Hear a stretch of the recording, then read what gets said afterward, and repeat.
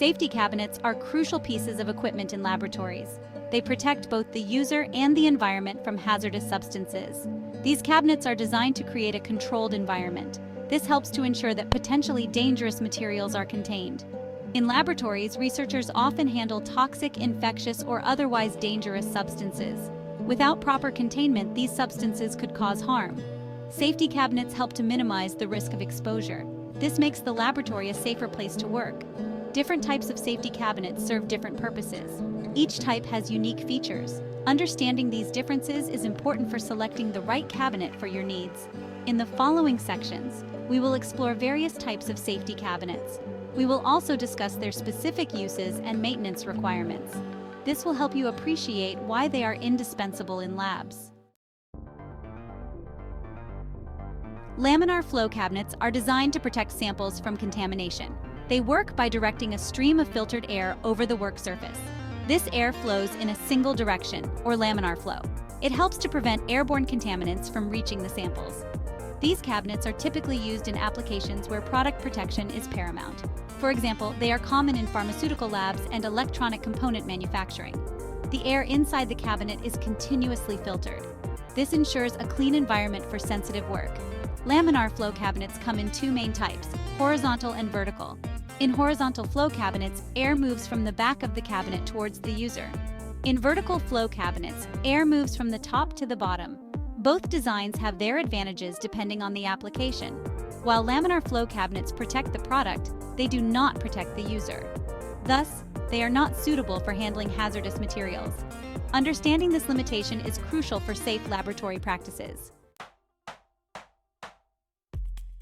Class 1 microbiological safety cabinets provide user protection. They are designed to prevent exposure to harmful aerosols and particles. This makes them suitable for working with low to moderate risk biological agents. These cabinets draw air from the laboratory, which flows over the work surface. The air is then filtered before being exhausted back into the room. This filtration process captures harmful particles, ensuring they do not escape into the environment. Class 1 cabinets do not protect the sample from contamination. They are primarily focused on protecting the user and the environment. These cabinets are often used in labs where the primary concern is user safety rather than sample integrity. Additionally, Class 1 cabinets are relatively simple and cost-effective. They are a good choice for laboratories with limited budgets. However, for higher risk or sensitive work, more advanced cabinets may be necessary. Section 4. Class 2 Microbiological Safety Cabinets. Class 2 microbiological safety cabinets offer both user and product protection. They are designed to handle moderate to high-risk biological agents. These cabinets are common in clinical, pharmaceutical, and research laboratories. Class 2 cabinets maintain a sterile environment inside the work area. They use a combination of HEPA filtration and controlled airflow. This dual mechanism ensures that both the samples and the user are protected from contamination. There are several subtypes of Class 2 cabinets, each with specific features. For example, Type A2 cabinets recirculate a portion of the air, while Type B2 cabinets exhaust all air outside the building. The choice of subtype depends on the specific requirements of the lab. These cabinets are essential for tasks involving infectious agents or hazardous chemicals. They provide a high level of safety and versatility. However, they require regular maintenance to function correctly. Section 5. Class 3 Microbiological Safety Cabinets. Class 3 microbiological safety cabinets offer the highest level of protection. They are designed for work with highly infectious agents.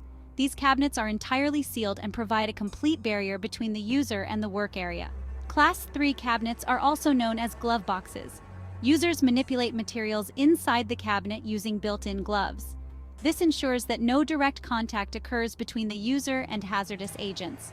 These cabinets are used in high-containment laboratories, such as those handling dangerous pathogens.